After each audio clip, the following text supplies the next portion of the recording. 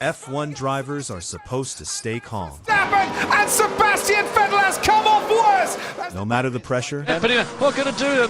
no matter the chaos. But sometimes, So George Russell goes through. There's the Aston Martin of Lance. they completely lose it. And when they do, it's not behind closed doors, it's live. Come on, this guy's the Let's start light. You know that one driver you just keep running into again and again, and somehow it's never clean. That was Leclerc and Magnussen in 2018. Spa. Leclerc goes for a move. Magnussen blocks him Cover up Sebastian Vettel and there's locking. aggressively and instantly. Every time. It's him. Every time. Not a big deal. Just frustration. Hulkenberg, didn't he? Yes, he did. Come on. What did he do? Charles Leclerc not knowing that Fernando Alonso was rather punted over the top of his car. But then, Japan. Same drivers, same tension. Except this time, Magnussen moves under braking, and Leclerc snaps. And just like that, it's not just racing anymore. Some drivers don't just fight on track. They bring chaos with them. Oh, Charles Leclerc. There's something broken. Something is broken. Oh. Not touchable. Yeah, something broke. Some drivers think before they speak. Others don't even try. Montoya was that kind of driver. If something was on his mind, it was already out. Montoya was just bearing down so quickly. He did the right thing. Montoya comes across the line. Fucking Raikkonen. What a fucking idiot. Well, I didn't understand what you meant there, Juan Pablo, but I mean, Raikkonen, I don't know whether he did it deliberately. It was just, I think, circumstantial. You have to be blind or stupid. No pause, no filter, just straight to it. And that mindset never really left F1. Very, very upset about that, and there is Raikkonen. But what can I do? I was there, and so he did the right thing. He went straight on. He didn't slow him down any further than he would have done had he gone through the bus stop chicane. Because if there's one driver who truly doesn't care how it sounds, it's Alonso. Alonso doesn't pick targets. He fires at everyone. And the worst part? It's never random. It's always precise. Spa 2022, lap 1. Perfect start. He goes around the outside of Hamilton. They touch, the car goes airborne. Race basically over. Most drivers would be frustrated, maybe even angry. Alonso, he doesn't shout. He doesn't hesitate. To see the contact between the Mercedes and the Alpine. Well, Alonso gave him as much space as he possibly could. There's more contact there again, almost, wasn't there, between those two? But Yeah, what an idiot. Closing the door from the outside. I mean, we had a mega start, but this guy only knows how to drive starting first. What an idiot. He only knows how to drive from the front. Just like that. One sentence. And millions of people hear it instantly. No filter, no delay. That's not just emotion, that's instinct. And once it starts, it doesn't stop. Italy 2017. Palmer gets in his way. Alonso is already annoyed. What is he doing? Then the penalty comes in. 5 seconds. For Alonso, that's nothing. 5 seconds, that's a joke. But the best part comes later. Palmer retires. Alonso hears it. There's a pause, just a second. What Palmer is doing? He needs to give me back the position. Cut the chicane. Palmer has a 5-second penalty. 5 seconds, it's a joke. A joke. Yeah, we know, Fernando. We can't do anything apart from give it everything, maximum pace. What a joke. The 5 seconds. What a joke. Where is Palmer?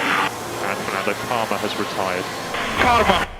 But if you think Alonso is ruthless with other drivers, wait until you hear him with his own team. McLaren Honda, one of the most painful eras in modern F1. The car is slow, the engine is unreliable, and Alonso, he's stuck in the middle of it, lap after lap, getting overtaken on straights, fighting cars he shouldn't even be near, and eventually he stops holding back. GP2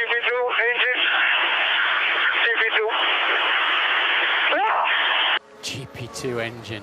GP2 engine, one line. That's all it took, in the middle of a race, live. And just like that, the entire world knows exactly how bad things are. But it doesn't end there, because when things keep going wrong, the frustration builds. Hungary, the team is still trying to manage the race, still giving instructions, still acting like everything is under control. Alonso's done listening. Put whatever you want, even a rocket ship.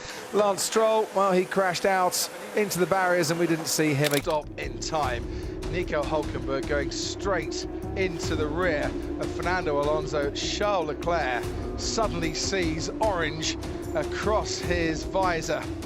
And Fernando Alonso out. Charles Leclerc losing his rear wing as well.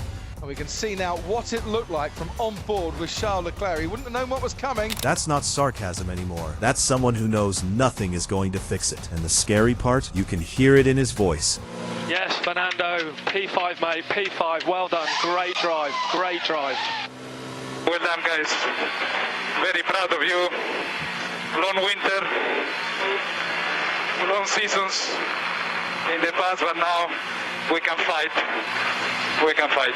Now, imagine this. It's not one driver complaining about you, it's everyone. That was Mazepin. Blue flags ignored, drivers blocked, session after session. Even team radio starts losing patience. What a dickhead! I mean, seriously, what a dickhead! This guy, and when even the calmest drivers start reacting, you know it's bad. At that point, it's not just disrespect, it's your reputation collapsing in real time. Michael, blue flags. Michael, this guy makes us lose the position. You'd think modern F1 would be more controlled, more polished. It's not. If anything, it's just as raw. Verstappen is the perfect example. When something's wrong, he doesn't hide it. You hear it instantly. I can't change it. No hesitation. Even that, he's just a very frustrated guy. First of all, he's shouting on the radio like a child. No trying to sound calm. And when he makes a mistake, same energy. I'm an idiot. That's what makes it different. It's not just blaming others. It's everything. The team, the situation, himself. Yeah. I'm not even gonna say what the happened.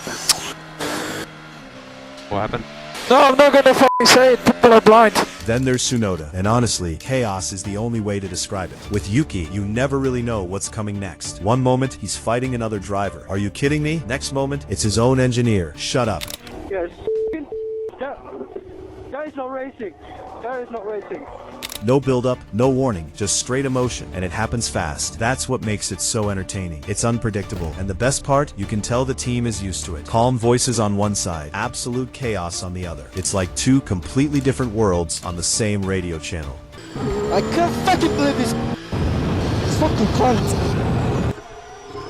But the most brutal moments, they're not loud. They don't need to be. Germany 2010. Massa is leading. Ferrari wants Alonso to win, so they say it calmly. Fernando is faster than you. That's it. No anger, no explanation. Massa understands, slows down, lets him through, and makes sure everyone watching knows exactly what happened. No drama, just silence, and a message that hits harder than anything else. Steamed into the back of Alonso.